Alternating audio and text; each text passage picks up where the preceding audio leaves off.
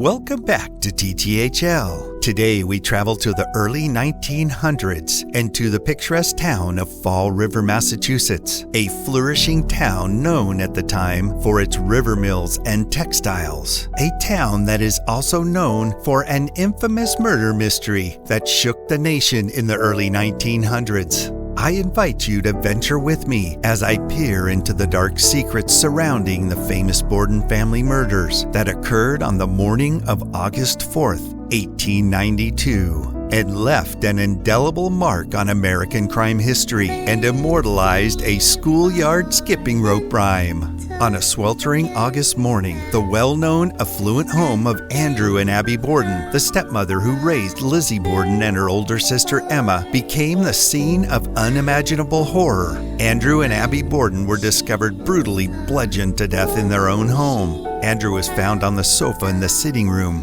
Abby's body would be discovered shortly after by Bridget Sullivan, the Borden's 25-year-old live-in maid. The murder weapon was determined to be a hatchet, which was found discarded in the basement with what appeared to be a freshly broken handle, forever linking this infamous crime to the Borden name. The news of the Borden murders captivated the public's imagination. The prime suspect was Andrew Borden's own daughter, Lizzie, who was 32 years old at the time. Lizzie became the center of a media frenzy with sensational headlines and conflicting accounts shaping public opinion. On August 11, 1892, Lizzie was served with a warrant and arrested for the murder of her parents. Right away, rumors of the Borden family murders spread like wildfire throughout the town. One such theory was that after Lizzie's mother died when she was a young girl, her father married Abby Gray. And it was thought that Lizzie always thought that Abby had married her father only for his wealth, which only added fuel to the public's suspicion of her. This motive for Abby's marriage to her father was said to have infuriated Lizzie and Emma.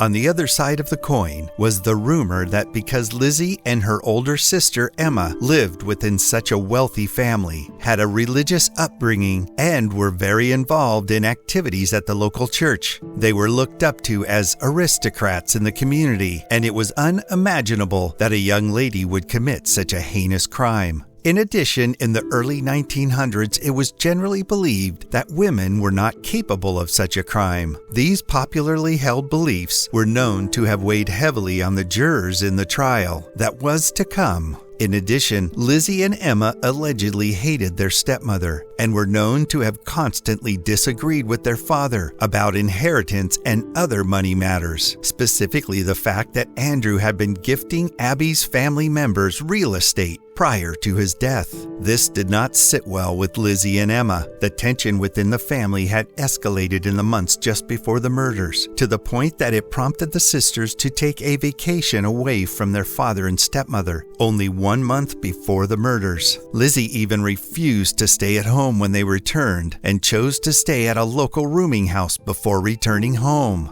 When the investigation began, Lizzie initially claimed that she was in the barn and entered the house at around 11 a.m. after hearing some kind of groan, scraping noise, or distress call coming from the house, only to find her father, who had been bludgeoned to death on the sofa in the sitting room. Her story then changed slightly to include the statement that she had heard nothing before entering the house from the barn. Her claims of the morning events would change throughout the investigation. The autopsy of Andrew Borden stated that he had been struck approximately 10 or 11 times with a hatchet-like weapon. It was noted that his head was beaten so fiercely that his skull had almost been split in half. And due to the nature of his wounds and the fact that he was still bleeding when discovered, the attack had been recent and he had been asleep while laying on the sofa. Bridget, the live-in maid who discovered Abby's body, claimed that she was resting in her third-floor bedroom after cleaning the windows all morning when she heard Lizzie call out, "Maggie, come quick! Father's dead! Somebody came in and killed him!"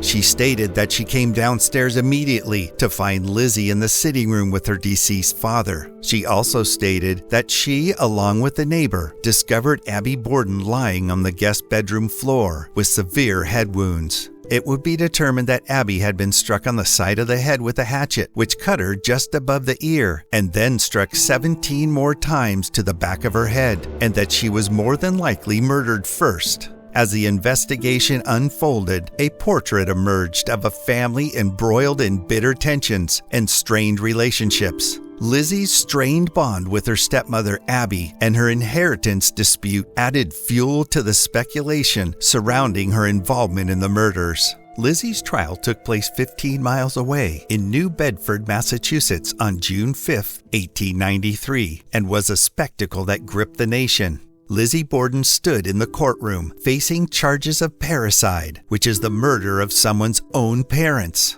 The case became a battle between the prosecution's theory of motive and the defense's efforts to establish reasonable doubt. During and even before the trial, Lizzie's recollection of events was at times strange and contradictory. However, the jury was sent to deliberate on June 20th, 1893, with mostly circumstantial evidence. In a stunning turn of events, Lizzie Borden was acquitted of the charges. The jury's decision left the public divided, forever shrouding the truth behind the Borden murders in a haze of uncertainty. Although acquitted of the murders, Lizzie remained the prime suspect in the eyes of the town. With that being said, Lizzie and her sister chose to stay in Fall River. Lizzie passed away on June 1st, 1927, and had a small funeral with rarely anyone attending. Her sister Emma passed away only 9 days later in a nursing home in New Hampshire.